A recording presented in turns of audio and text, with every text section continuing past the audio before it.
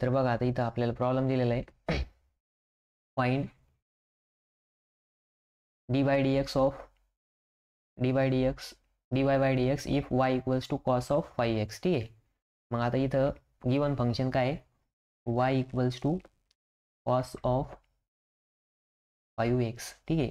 मग यासाठी आपल्याला कंपोजिट फॉर्म्युला यूज करायला, कारण की x च्या जागेवरती 5x दिलेले म्हणजे कंपोजिट फंक्शन आहे. ठीक आहे. कंपोजिट फॉर्म्युला यूज करायचं. मग बघा सगळ्यात पहिले डिफरन्शिएट करा, मग फॉर्म्युला लिहू. इथं लिहायचं differentiate with respect to x. ठीक आहे. मग इथं येणार आहे dy by dx is equals to dy by dx of cos of 5x.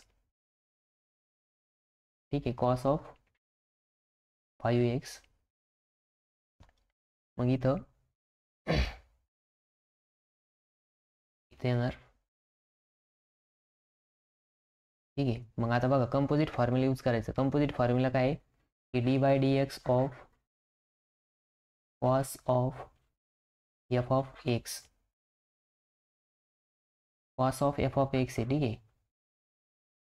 f of x असं जर असेल तर काय येणार, आता cos x चा डेरिव्हेटिव्ह होतो मायनस साइन एक्स, म्हणजे sine of f of x. ठीक आहे. आणि into dy by dx of f of x. ठीक आहे.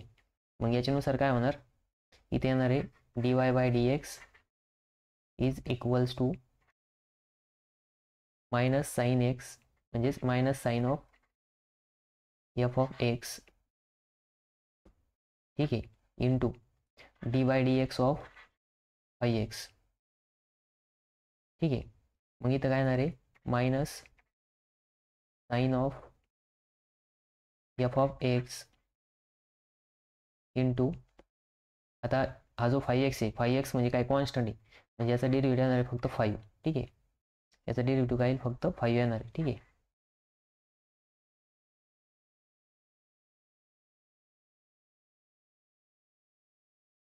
मग इथे येणार आहे मायनस 5 इंटू साइन ऑफ काय 5x येणार आहे. f ऑफ x च्या जागेवरती आपण इथं 1 मिनिट थांबा.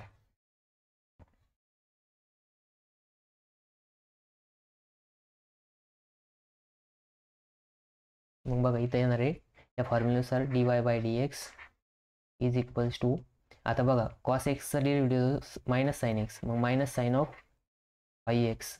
ठीक आहे. Minus sine of 5x into dy by dx of 5x. ठीक आहे. मग इथे येणार आहे minus sine of 5x into dy by dx of 5x काय येणार आहे 5 येणार आहे. ठीक आहे. म्हणजे हा 5 काय होणार समोर मल्टिप्लाय होणार. मग इथे येणार आहे minus 5 into sine of 5x. हे काय आलं फायनल आन्सर आलं. ठीक आहे.